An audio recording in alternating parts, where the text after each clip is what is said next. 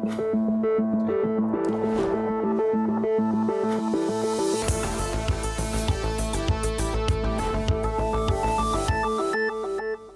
and welcome. On 22nd December, the Prohibition of Child Marriage Amendment Bill 2021, which seeks to raise the age of legal marriage for women from 18 to 21, was sent to the Parliamentary Standing Committee for further discussion. Now, this bill aims to eradicate the practice of child marriage and ensure parity in the marriageable age for men and women. While the concern obviously revolves around child marriage, and logically it appears that the raising of marriageable age for women from 18 to 21 should have positive outcomes.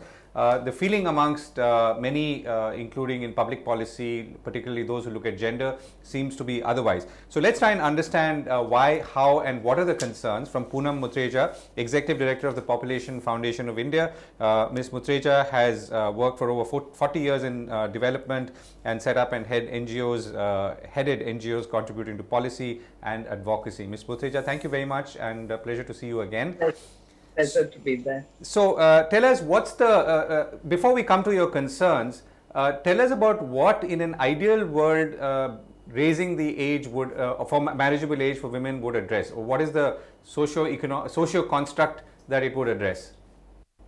So the first is to change social norms around not just age at marriage, but educating girls, getting them married later, the health and understanding all the consequences of early marriage.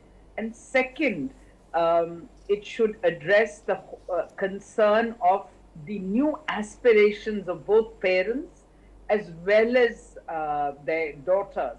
And their aspirations have changed. Girls do not wish to marry early, but nor do parents.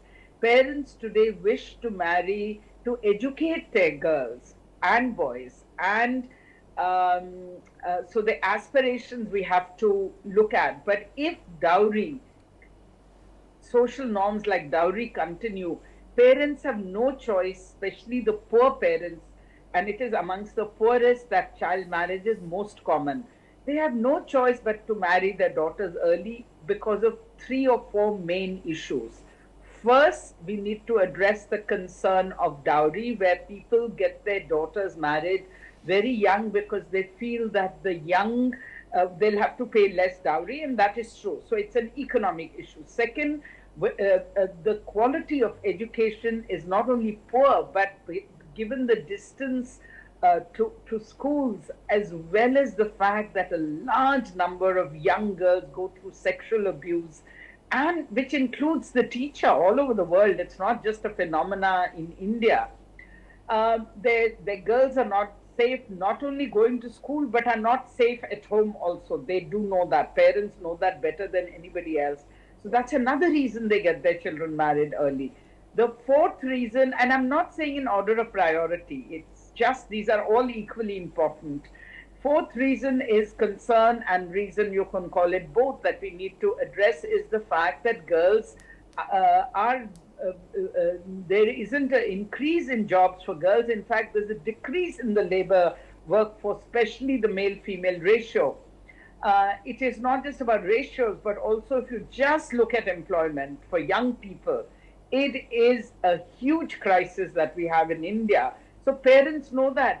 And you know, today, thanks to the media, which reaches in many languages, in many ways, right, even the most illiterate and uneducated and remote areas, geographical areas, people's aspirations have changed, but also they know what is happening in the country.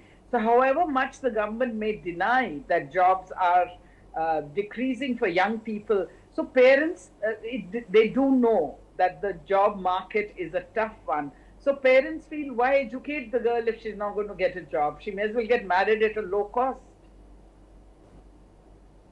Right. So let me separate the two. The first is, are you saying that in theory it's a good thing to raise the marriageable age, but in practice it's very difficult to implement for all the reasons that you pointed out, and therefore a law like this is maybe not appropriate at this time? No, and secondly, law is a necessary condition, but not a sufficient condition for anything. You must have a law for traffic, but most people will not follow that law. But that does not mean law shouldn't be made. So law is a necessary condition, but not sufficient to change, is what I'd like to say. And then this law, especially, is hugely problematic, and I'll explain many reasons. It will not work. It hasn't worked in the past. We've had for more than 4 decades, we've had age at marriage as the law at 18, but 1/5 of the girls continue to get married. Actually, 1/4 of the girls continue to get married. The current age group, which is between 18 and 24, if you look at their age only in NFHS 5, which is the latest data, girls continue to get married below the age 18. And secondly, the law is misused, which is another issue, and we can deal with that later. So I'm all for a secular increase for age at marriage, and it's already happening. But it's not happening because of the law. It's happening because of the change in aspirations. That is one. And number two, why 21? Why not 18 for both?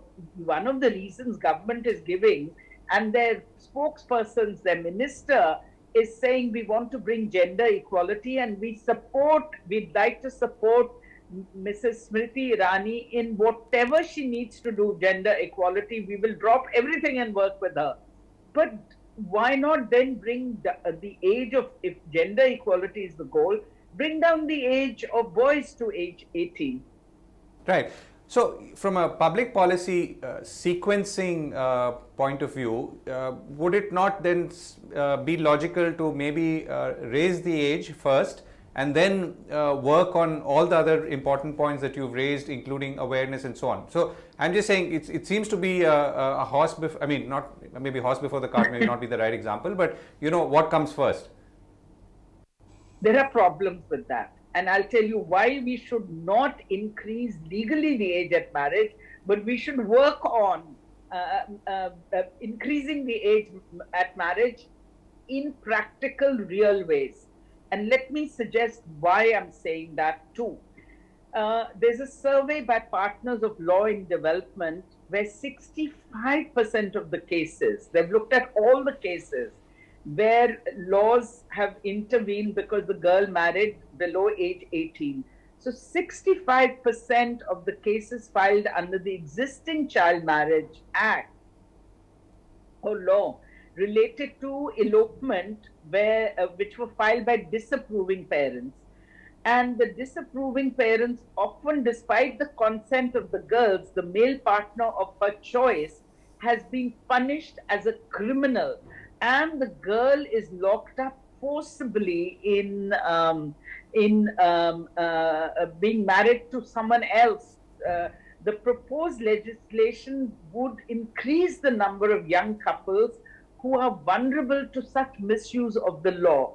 And second, if girls can vote at age 18, if girls can, go into contract for other things legally, how do you justify that a girl at age 18 is not, doesn't have the agency? So now what you're doing is you're increasing her lack of freedom from 18 to 21, where parents and others can misuse. And also, that this is being misused in the name of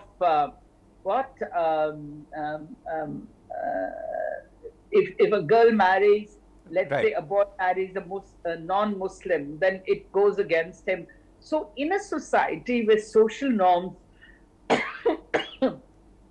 and law is misused to settle scores, you're putting, and also, even not just parents, where child marriage is happening, the child protection officer from Haryana, who is on our advisory committee, Karminder Kaur, she always tells me, ma'am, whenever I take the police to stop a marriage, child marriage, even if it's 10-year-old girl, they'll say, the girl's house Basra hai? Why are you spoiling the future of the poor and large number of people, not just poor, the police inspector, obviously not a poor man. They Right. see child marriage as a solution. We see it as a problem. So we must accept we have a lot of work to do in changing social norms around age at marriage and also legal. When did we ever arrest a religious pandit or mullah or anyone who who performed the marriage of a below 18? Never.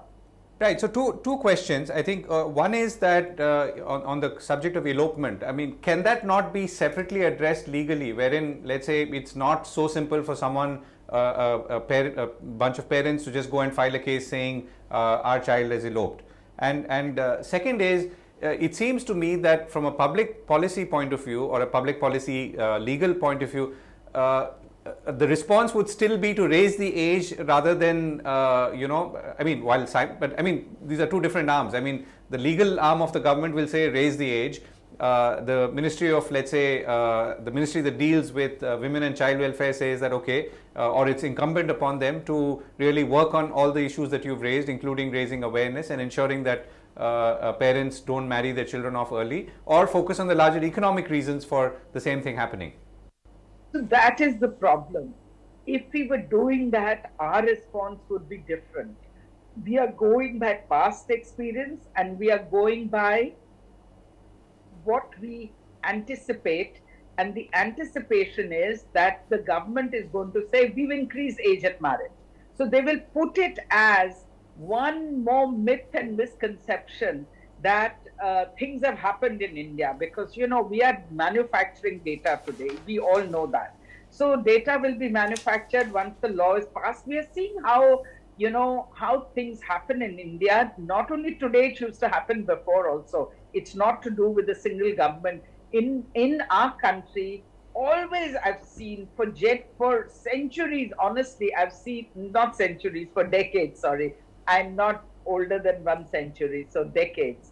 I've seen for decades that we make a law or we put out a program, a scheme. We roll out a scheme and then we say we've solved the problem. We're a scheming society. We bring out a scheme and say the problem is solved, and then we get myopic or we close our eyes and say that we've solved this problem and we don't need to do anything else.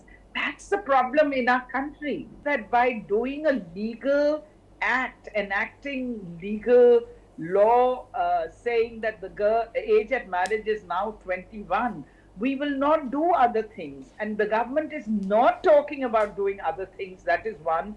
And two, government is doing something which takes away the freedom of girls should they wish to marry before 21.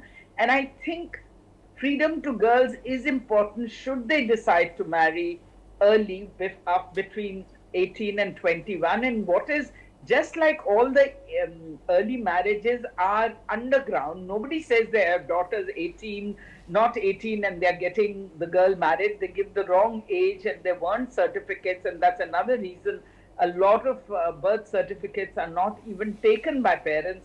Apart from ignorance, there is also a plan. So you will have so many marriages going underground that it'll be unbelievable, especially between 18 and 21. Right. And second, lastly, we know there is sexual activity and sexual debut is earlier than 18 for many girls and boys. But in this case, it's 21. And even till 18, nobody wants to give a contraceptive to an unmarried girl or a boy. And so till 21, are we saying they will not remain sexually active? Nobody below 21 will have sex. And then what do? They have no access even till 18, but you expect everyone to be sexually inactive because sex is only considered legitimate in our country within marriage. So there are, so many sociological problems for young people in any case, so you're increasing them by 3 years. Right. So how does it work or what are the examples that we can look at from other countries to the extent that we can with either similar social environments or somewhat similar social environments. And next part of the question is, if we were to look ahead, what's the solution to this? I mean, one part is the longer term, working on the basics. Is there something else which is like a middle path? Yeah, so the first thing I'd like to say is that in no Asian country, if you want to go closest to home, in no Asian country, age at marriage is above 18, including Sri Lanka. Now, Sri Lanka increased age at marriage phenomenally by putting girls in school and them remaining in schools, making quality education available in public education facilities, not only private, but making it safe, putting toilets in schools, improving the infrastructure, putting, greater job opportunities, more gender equality amongst boys and girls. And also they don't have dowry. Most countries, India is very peculiar where we have the dowry system where it continues. In fact, it has increased, if anything. People used to give 1 lakh as dowry. The poorest, one cleaner, for instance, in our building, he had to pay 15 lakhs for his daughter's dowry, and he partly blamed me because he wanted to get her married at 12, and I pushed him, and she got married at age 16. But by then there was the inflation in dowry is phenomenal. So instead of decreasing, eradicating dowry, we have increased, dowry has increased. So on age at marriage, for us to say we'll eradicate is unbelievable. And so let me talk about other countries. Asian countries, as I said, no country, the age at marriage is more than 18. For some reason, in fact, the only country where there is age at marriage above 18, which is 20, is a totally developed country, which is Japan. And no one has understood why they made age at marriage 20. But since I'm going as far as Japan, allow me to reach America with you.